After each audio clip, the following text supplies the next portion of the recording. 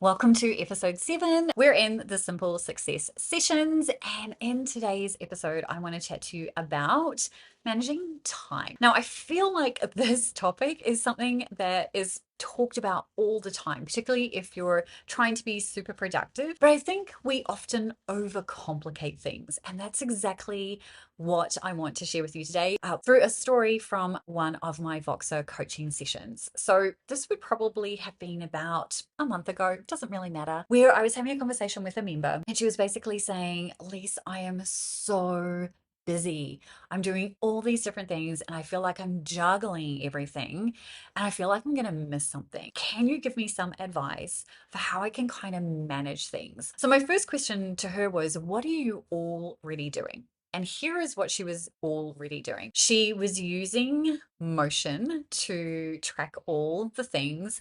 Then she also had ClickUp. She was also using a Google Calendar, and she was also using Otter to capture all of her kind of voice notes. And where she was struggling is that because she had all of those pieces to try and manage all the things, she was actually struggling to keep on top of all the things because she didn't know where to go and look for each of those pieces, right? Which app is she meant to go into to actually keep track of all the things? So, this is where I suggested to her that maybe she doesn't actually need any of those apps, except maybe for Otter, because I absolutely agree that it's one of the best apps for capturing voice notes and having it automatically transcribed. Huge fan of it. So she can keep that. But for the rest of them, I really questioned whether they were actually needed. I have personally used Trello, I've used Asana, I've used ClickUp.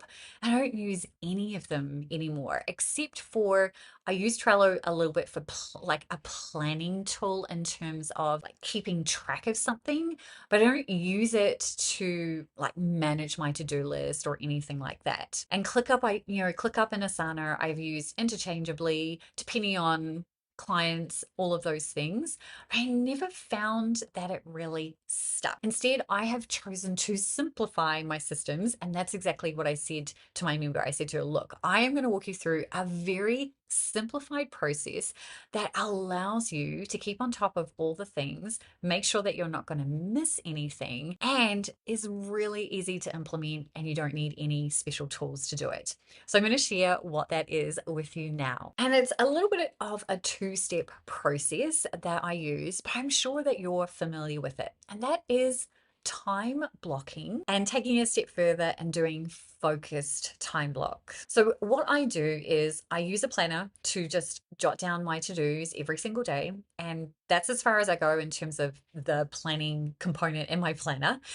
What I do from there is sit down and go, okay, I know that for me to get into flow, I need 90 minutes. That's kind of what my time block looks like to get stuff done. I know 90 minutes is the sweet spot for me. But when you add in focused time blocks, so still same amount of time, but this time focused on one thing, it ensures that you actually get those things done. Now, this is really simple. Here is what a focused time block looks like. I am an author. If you didn't know that, I have close to 50 nonfiction books published. Every time I write a book, I know that the only way that book is going to get written is if I sit down and create a focused time block every single day. So for me, that is first thing in the morning, 90 minutes in my calendar. So I just use a Google Calendar, doesn't need to be some fancy tool. I block it off and that's it. It's a non-negotiable, it's a recurring task, and it stays there until the first draft is written. And why it's called a focused time block is because nothing else is happening in that amount of time. I turn off the internet,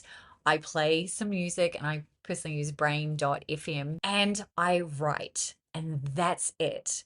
And ever since I have been using focused time blocks, I have not felt like I'm missing stuff. I get the things done on my to-do list. Now, that doesn't mean that I'm completing my to-do list every single day because, to be frank, it's pretty impossible with all the stuff that is on there, but it's designed to flow over the whole week, right? My to-do list just comes with me every single day. But it's the focused time blocking that has allowed me and my members who choose to implement it to just get stuff done without context switching and without being distracted, particularly if you turn off the internet and you don't have notifications coming through. I turn everything off. And with my phone, I just put it face down. I don't turn it off completely because if there's an emergency, I definitely want to be contactable, but I don't need to have my notifications popping up and distracting me. So it really does come down to you also having really good boundaries in place and implementing something like this for yourself. So my member decided to do this, and she reported back probably 3 weeks later to say that she now felt like she was on top of all the things and she was getting far more done, because when you focus on one thing at one time and you remove distractions, you actually end up getting things done faster. So your action step is to simply decide whether you're going to do this for yourself. So at the first part of this is just having a time block. Now, I do encourage you to kind of figure out what your sweet spot is in terms of the amount of time that you need to get into flow. And what I mean by getting into flow is that things just kind of roll. You don't have to think about it. Things are just working.